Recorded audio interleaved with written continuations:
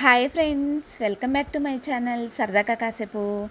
ఈరోజు మన వీడియో వచ్చేసి ఎంతో టేస్టీగా యమ్మీగా ఉండే మినప సున్నుండలు ఎలా చేసుకోవాలి టేస్టీగా అనేసి ఈరోజు మనం చూద్దామండి. చూస్తుంటేనే నోరూరించేలాగా కనిపిస్తూ ఉన్నాయి కదా, టేస్ట్ కూడా అంతే పర్ఫెక్ట్గా ఉంటాయండి. చాలా హెల్దీ రెసిపీ అండి. చక్కగా ఇలాగ చేసి మనం పిల్లలు పెద్దలకు ఇచ్చామనుకోండి, రోజంతా కూడా ఎంతో యాక్టివ్గా ఉంటారు. చక్కగా ఇలాగ చేసుకుని మనం ఒక 1 మంత్ వరకు కూడా గ్లాస్ జార్లోకి వేసుకుని ఈ మినప సున్నుండలను స్టోర్ చేసుకోవచ్చండి. ఇక మనం లేట్ చేయకుండా వీడియోలోకి వెళ్ళిపోదాం. వీడియోలోకి వెళ్ళే ముందు మీరు కనుక ఫస్ట్ టైం నా ఛానల్ చూస్తున్నట్లయితే సబ్స్క్రైబ్ చేసుకోండి, అలాగే సపోర్ట్ చేయండి. ఇక్కడ నేను ఒక బౌల్లోకి ఈ మినపప్పును తీసుకుంటున్నానండి. పొట్టు మినపప్పును తీసుకుంటున్నాను. ఇలాగా పొట్టు మినపప్పుతోటి చేసుకోవటం వల్ల ఈ మినప సున్నుండలు చాలా టేస్టీగాను అలాగే ఎంతో హెల్దీగాను కూడా ఉంటాయండి.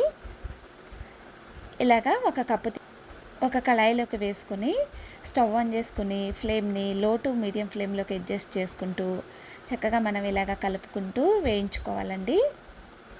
మనకు వేగినప్పుడు మంచి స్మెల్ వస్తూ ఉంటుందండి. ఇక అలాంటి టైంలో మనం స్టవ్ ఆపేసుకుంటే సరిపోతుంది.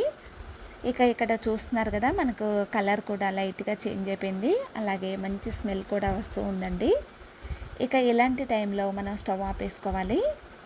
స్టవ్ ఆపేసుకొని ఈ మినపప్పుని కొంచెంసేపు చల్లారనివ్వాలండి.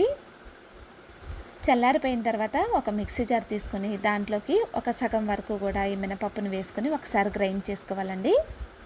ఇక్కడ చూస్తున్నారు కదా, కొంచెం బరకగా పట్టానమాట. ఇలాగ బరకగా పట్టుకోవటం వల్ల మనం ఈ సున్నుండలు తినేటప్పుడు నాలుకకు అంటుకోకుండా చక్కగా మంచిగా ఉంటాయండి.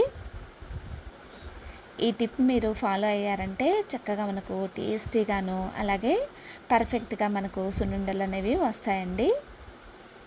ఇలాగ ఒక ప్లేట్లోకి వేసుకున్న తర్వాత మిగిలిన మినపప్పును కూడా వేసుకొని మరొకసారి మొత్తం కూడా బరకగా గ్రైండ్ చేసుకొని ఇలాగ ప్లేట్లోకి వేసుకోవాలండి. ఇక్కడ నేను 1 కప్పు వరకు కూడా మినపప్పును తీసుకున్నాను కదా, సో 1/2 కప్పు వరకు కూడా పంచదారని తీసుకుంటున్నానండి.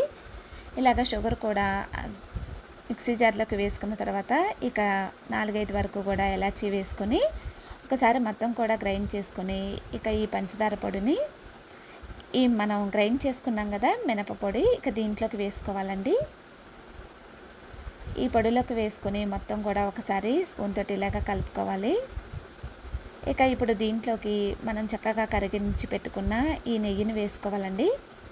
ఒకేసారి నెయ్యిని వేసుకోకుండా ఇలాగా కొంచెం కొంచెంగా నెయ్యిని వేసుకుంటూ మనం చక్కగా కలుపుకోవాలండి.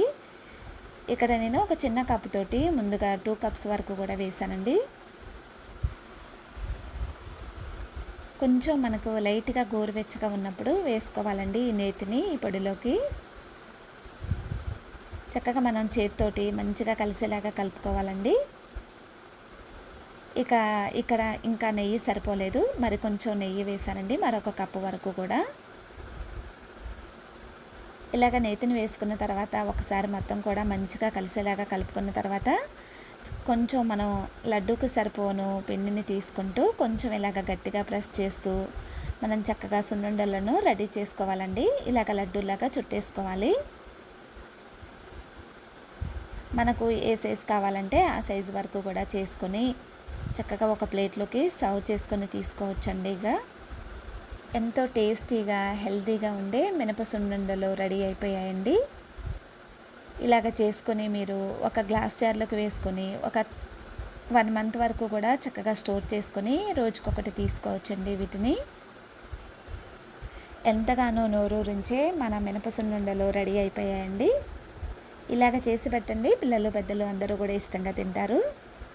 తప్పకుండా మీరు కూడా ఇలాగ ట్రై చేయండి. ట్రై చేసి మీకు ఎలా వచ్చింది అనేది కామెంట్ చేయడం మాత్రం మర్చిపోమాకండి. ఈ వీడియో మీకు నచ్చిందని అనుకుంటున్నాను. ఈ వీడియో నచ్చినట్టయితే ఒక లైక్ చేయండి. ఇలాంటి మరిన్ని వీడియోస్ కోసం మన ఛానల్ను సబ్స్క్రైబ్ చేసుకోవడం మాత్రం మర్చిపోమాకండి. Thanks for watching.